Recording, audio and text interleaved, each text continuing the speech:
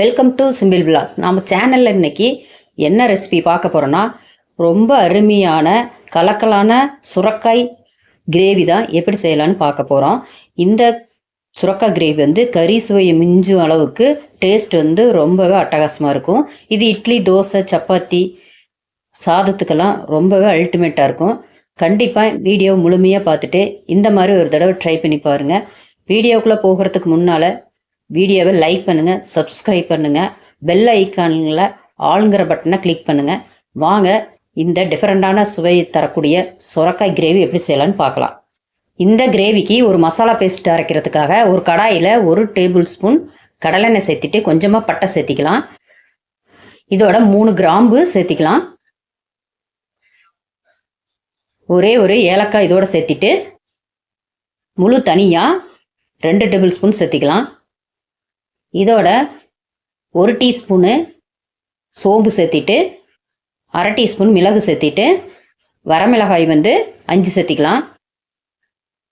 நல்லா எண்ணெயில் வதக்கிட்டு இதோட சின்ன வெங்காயம் ஒரு கைப்பிடி சேர்த்திட்டு அடுப்பை குறைவான தீயில் வச்சு வதக்கிக்கணும் இதெல்லாம்.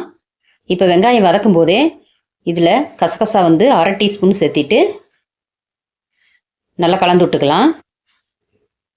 இப்போ கடைசியாக துருவிய தேங்காய் வந்து 1/2 கப்பு சேர்த்திக்கலாம். இதோட சேர்த்திட்டு நல்லா எண்ணெயிலேயே 1 நிமிஷம் இதை நல்லா வதக்கி விட்டுட்டு கடைசியாக சீரகம் வந்து 1 டீஸ்பூன் சேர்த்திட்டு பொட்டுக்கடலை வந்து 2 டேபிள் ஸ்பூன் சேர்த்திக்கலாம். சேர்த்திட்டு நல்லா கொஞ்சம் நேரம் வதக்கி விட்டுட்டு இதைய ஸ்டவ் ஆஃப் பண்ணிவிட்டு நல்லா ஆற வச்சுட்டு இதை மிக்ஸி ஜாரில் வந்து சேர்த்திக்க வேணும். மிக்ஸி ஜாரில் சேர்த்திட்டு இன்னும் இதுக்கு 2 பொருள் போட வேணும். அதை வந்து இதோட சேர்த்திக்கலாம். இப்போ தக்காளி வந்து 3 கட் பண்ணி வச்சுருக்கிறேன், பெரிய தக்காளியாக. அதை வந்து இதோட சேர்த்திக்கலாம்.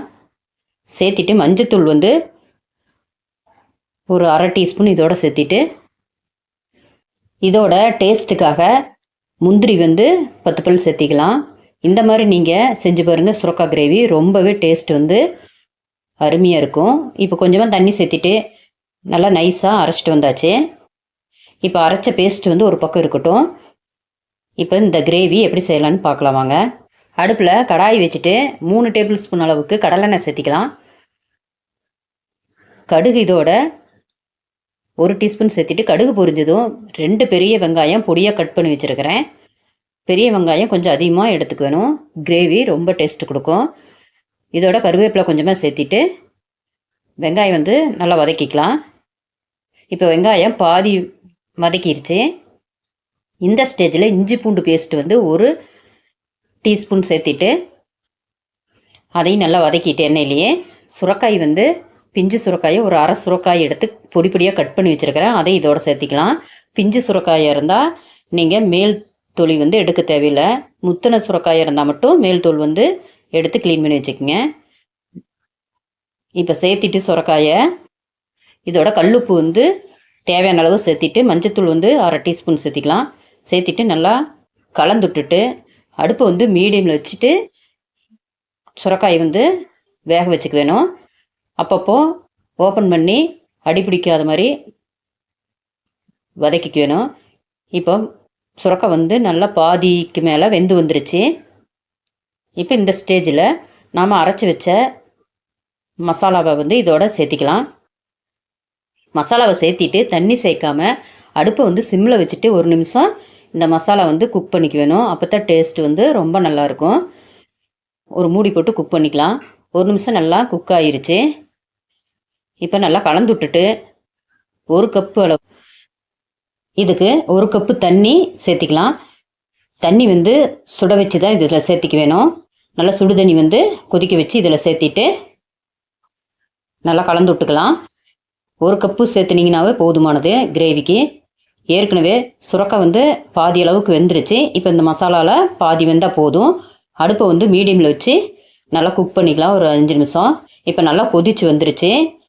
இப்போ உப்பு சரி பார்த்துட்டு உப்பு இல்லைன்னா கொஞ்சம் சேர்த்திட்டு நல்லா கலந்து விட்டுட்டு மீண்டும் 1 நிமிஷம் கொதிக்க விட்டுக்கலாம். இப்போ நல்லா கொதித்து எண்ணெய் பிரிஞ்சு சுரக்காய் கிரேவி வந்து ரொம்ப சூப்பரான முறையில் ரெடி ஆயிடுச்சு. கடைசியாக ஸ்டவ் ஆஃப் பண்ணுறதுக்கு முன்னால் மல்லித்தலையை பொடி பொடியாக கட் பண்ணி சேர்த்திட்டு இதோட கருவேப்பிலையும் சேர்த்திக்கலாம். ஓகே ஃப்ரெண்ட்ஸ், நீங்களும் வீடியோவை முழுமையாக பார்த்துட்டு இந்த டேஸ்ட்டில் சுரக்காய் வச்சு ஒரு தடவை சுரக்காய் கிரேவி ட்ரை பண்ணி பாருங்கள். எப்படி இருந்துன்னு கமெண்டில் சொல்லுங்கள். அடுத்த வீடியோவில் டிஃப்ரெண்ட்டான சுவையில் வேறொரு ரெசிபியோடு பார்க்கலாம். ஓகே, பாய்.